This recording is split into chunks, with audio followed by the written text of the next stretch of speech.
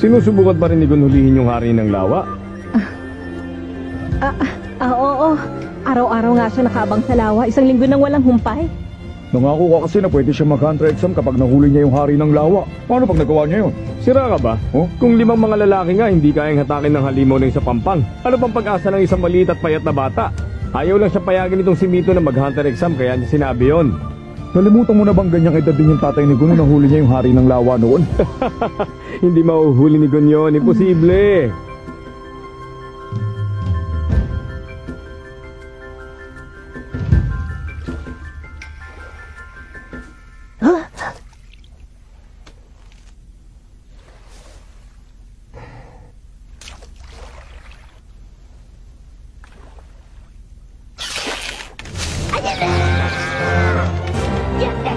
Huli rin kitang tumakas!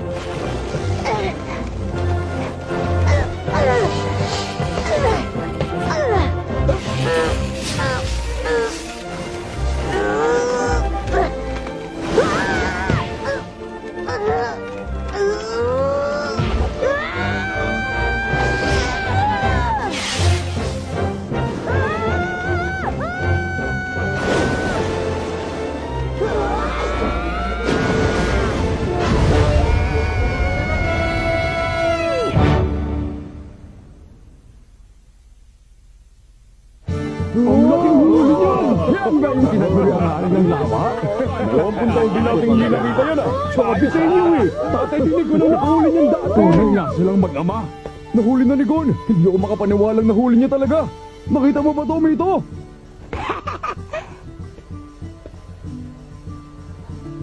Tita Mito, kita niyo po? Natupad po ang kondisyon yung hulihin ng hari ng lawa. Ibig sabihin nito, pwede na ako mag-hunter exam, di ba? Di ba?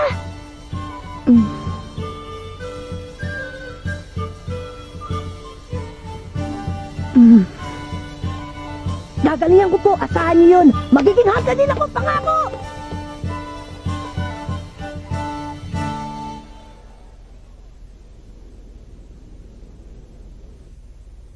Siguro nga talagang nasa dugo nila yun, ano?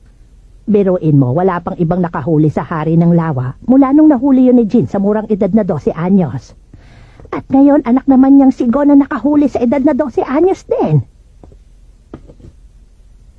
Pareho ang sigla at kislap ng mga mata nila, hindi ba? Magkatulad talaga sila. Alam mong wala na tayong magagawa. Wala na makakapigil sa kanya. Desidido ka na ba talaga?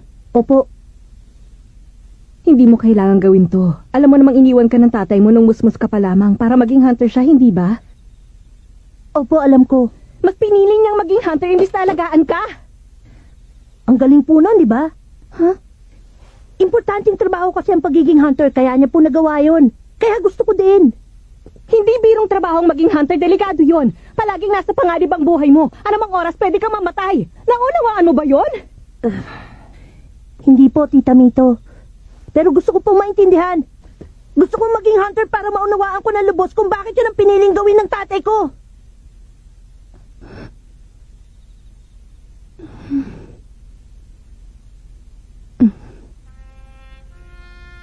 Ay, suko na ako. Mana ka talaga sa kanya.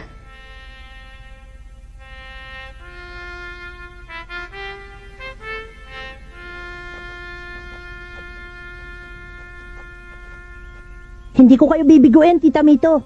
Makakapasa ako sa exams at magiging hunter din ako. Basta ang gusto ko, makabalik ka dito ng ligtas. Kaya mo bang ipangako sa akin yon? Opo, pinapangako ko po. Pangakong binitiwan sa kaibigang hinliliit, ang hindi tumupad kakain ng siling pinitpit. At sabay, kiss! Choo!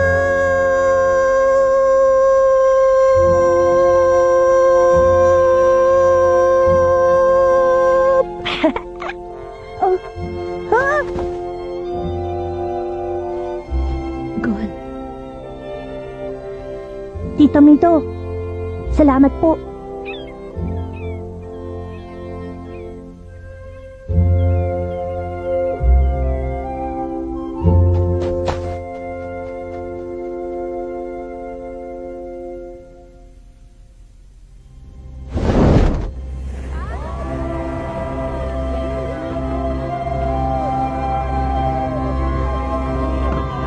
Dapat magbalik mo rito, Hunter ka na ha! Ipakita mo sa kanila ka nakatalaga ng tatay mo, Gon!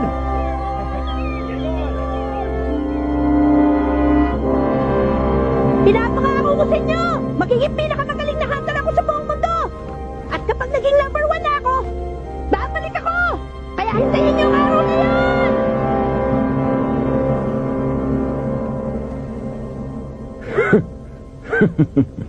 Number 1 hunter sa buong mundo pala. Walang respeto ang isang to sa atin eh.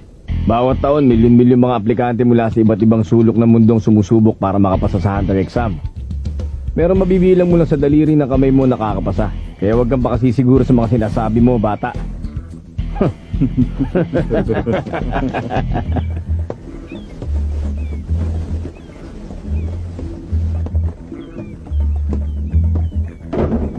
Ano ka ba naman, Katso? Paano kung magiging disenteng bandaragat yan kung palagi ka nalang lalampa-lampa?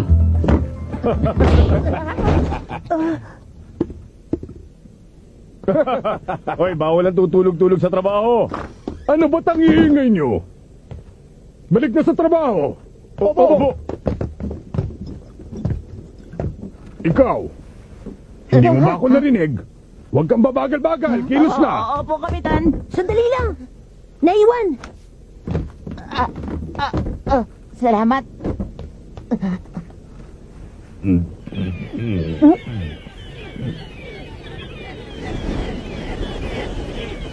May paparating na bagyo. Paano mo naman nalaman yon, bata? Kasi po, yun ang sinasabi ng mga ibon. Talaga? At saka...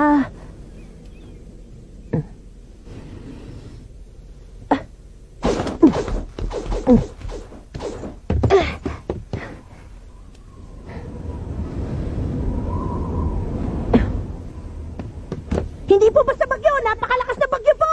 Oo. Maniwala po kayo! Parating na, naamoy ko po sa hangin! Ang batang to.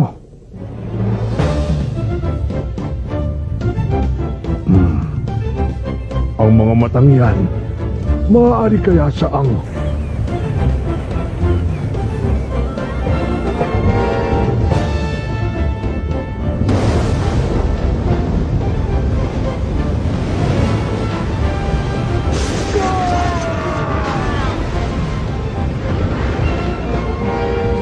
Kapitan!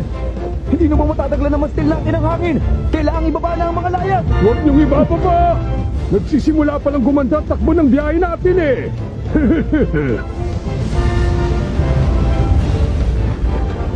Kapit ng maigi! Totong liko sa kaliwa!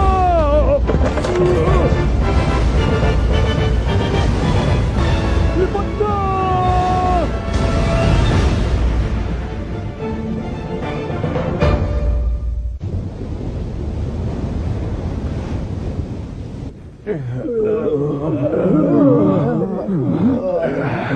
Wala naman palang sinabi sa akin yung bagyong yun eh. Oy, ikaw muna sa timon. Ay, opo! Pambihira. Ang lambot naman ng tripulanting napunta sa barkong to. Pati mga aplikante, wala ni isang makatayo. Kung dito palang natalo na kayo ng isang maliit na bagyo, sumuko na kayo sa Hunter exam. Ay, mabuti pa magsiwi na lang kayo. Eto, may gamot pa po ako dito. Kapag ninuya nyo yan, bubuti ang pakiramdam nyo. Tubig. Ikukuha ko yan ng tubig, sandali lang.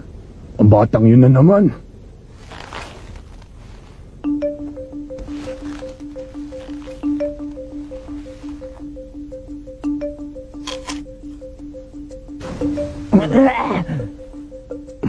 Ang asim naman sanas na to. Aba, mukhang may iilan din palang tigasin na naligaw dito sa barkong to ngayon ha. Makikiraan po. Heto na yung tubig. Maraming salamat. Ayan, sige. Inumin nyo na to.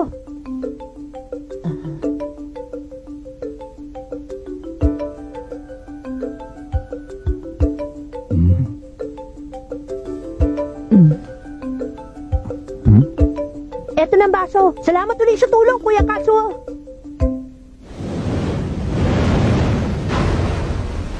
Bago ang lahat, kung maaari magpakilala muna kayong tatlo. Ako po si Gon. Ako, Kurapik ang pangalan ko. Ako lang naman si Leorio. Ngayon sabihin niyo nga sa akin, bakit niyo gusto maging hunter? Teka, hindi ka naman examiner, kaya sino ka para interviewin kami? Sagutin niyo na lang ang tanong ko, pwede ba? Gusto ko po maging hunter kasi hunter ang tatay ko. Iniwan ko ang Whale Island para mag-hunter exam kasi gusto ko pong malaman kung bakit pinili ng tatay ko na magtrabaho bilang hunter. Whale Island? Kung ganon, anak nga ni Jin ang batang ito. Sa wakas, dumating na rin ang takdang panahon. Hoy bata, Huh? hindi mo dapat basta sinasagot ang mga tanong niya. Sinasabi ko lang naman kung ba't gusto kong maging hunter. Kasasabi ko lang na hindi siya examiner, hindi ba? Kung ayaw mo mag-isip, makisama ka na lang. Sangayon ako sa sinabi ni Leorio. Hoy, mas bata ka sa akin, di ba? At hindi tayo close, kaya Mr. Leorio ang itawag mo sa akin. Mas mabuti kung mag-iingat tayo. Huh? Kesa magbunyag ng impormasyon, mag-imbento na lang tayong nagsagot. Aba, dinidedma mo ako, ha? Alam kong hindi marangal na bagay ang manlinlang ng kapwa, pero kapag sinabi ko ang buong katotohanan tungkol sa pinakamalalim kong sikreto, malalagay ako sa alanganin at maaring pati rin kayo madamay. Kaya pasensya na, hindi ko pwedeng sagutin ang tanong nyo. Iniinis mo talaga ako, ha? Pwes kung ayaw niyo talagang sagutin ang tanong ko, walang problema. Narinig mo yan, Katsuo? Opo, Kapitan. Ipaalam mo sa examination board na may dalawa pa ditong aplikante na aatras sa pagkuha ng exam. Wait, pakiulit na. Ang hihina niyo namang umintindi. Nagsimula ng hunter exam pagtungtong niyo sa barkong ito. Ano sabi mo?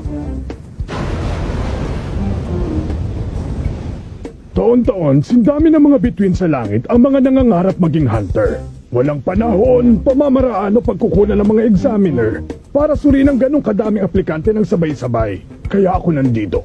Ang mga tulad ko ang inatasan na gawin yon para sa kanila.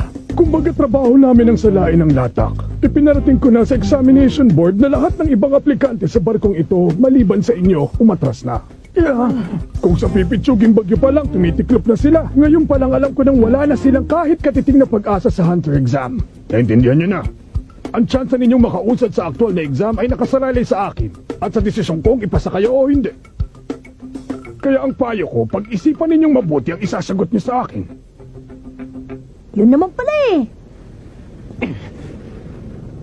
Bakit kasi hindi niya nalang sinabi sa atin nung una pa lang? Ako ang natitirang huling miyembro ng angkan ng kuruta. Ang buong angkan ko ay nilipol ng isang grupo ng mga kriminal 4 na taon nang nakakaraan. Isa lang ang layunin ko sa pagiging hunter, ang hanapin ng Phantom Gun.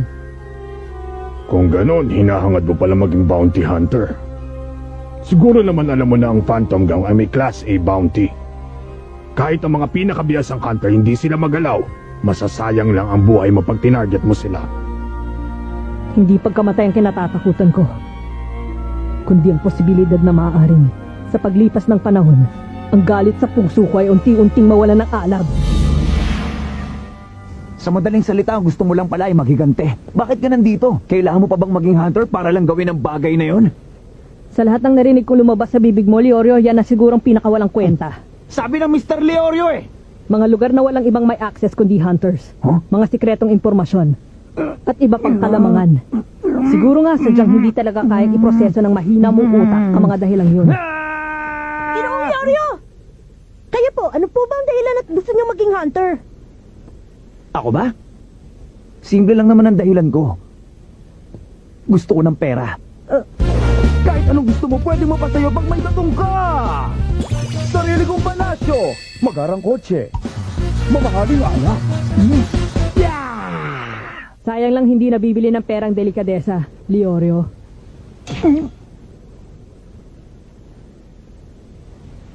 Naka-strike 3 ka na. Doon tayo sa labas. Wawakasan ko ang maduming angka ng mga kuruta ngayong araw na to. Bawiin mo yung sinabi mo, Leorio! Bawiin mo sinabi mo! Mr. Leorio sabi, Oy, kayong dalawa! Hindi pa tayo tapos mag-usap dito! Bayaan muna natin. Dati po, may sinabi sa akin si Tita Mito.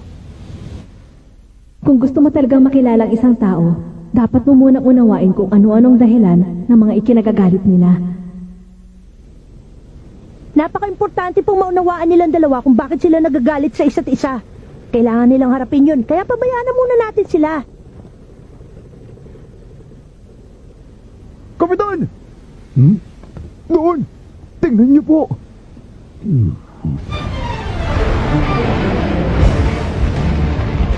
Kapag natangay ng higanting ipu-ipong yan ang barko natin, wala na tayong ligtas.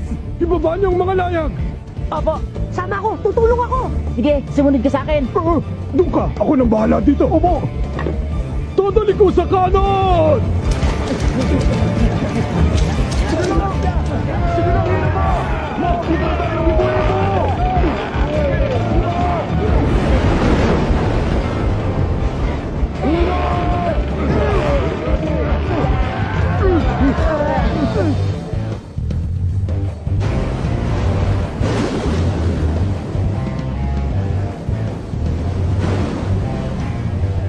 Bawiin mo yung sinabi mo sa akin kanina! Bawiin mo ngayon din at patatawarin kita, Leorio! Ang tigas din talaga ng ulo mo, no? Ikaw ang unang nang bastos sa akin. Kung akala mo nga atras ako, pues mali ka. Walang sisihan.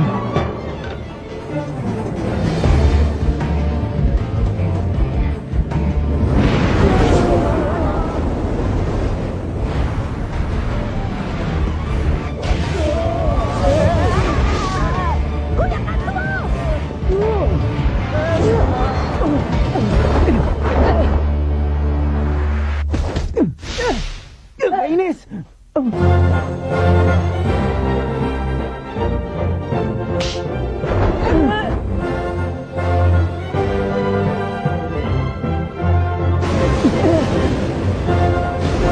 Sabag natin nilahin! Ngayon na!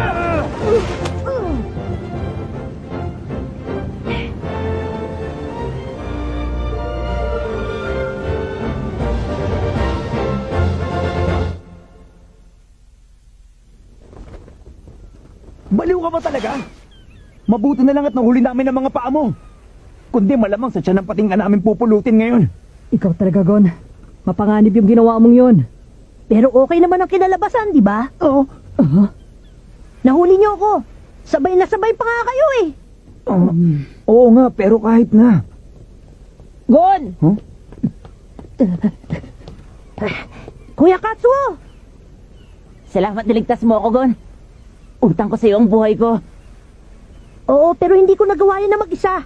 Niligtas nga kita, pero niligtas naman nila tayo. Maraming salamat po sa inyo. Wala yun, no? Huwag ka nang magpasalamat. Wala yun. Ang totoo, masaya kami at ligtas ka. Oo nga po. Salamat po uli. Sige, balik na ako sa estasyon ko. Ano na naman? Inamin kong bastos yung ginawa ko. Pasensya ka na sa akin, ha, Mr. Leorio. Ha? Bigla nagbagong ihip ng hangin. Masyadong formal. Ang sagwa, ibalik mo na lang sa Leorio. Pasensya ka na rin sa ginawa ko. Binabawi ko na lahat ng masasamang sinabi ko tungkol sa'yo. Di ko naman sinasadya eh. Okay lang, kalimutan mo na yun.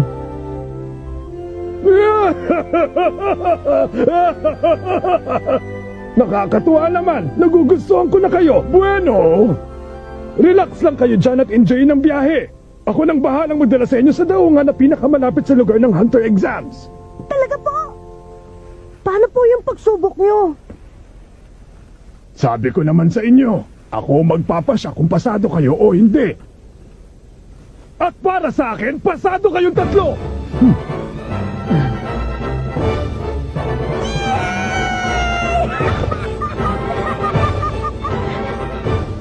At dito na nagsisimula ang pakikipagsapalaran ni Gon upang maging hunter tulad ng kanyang ama.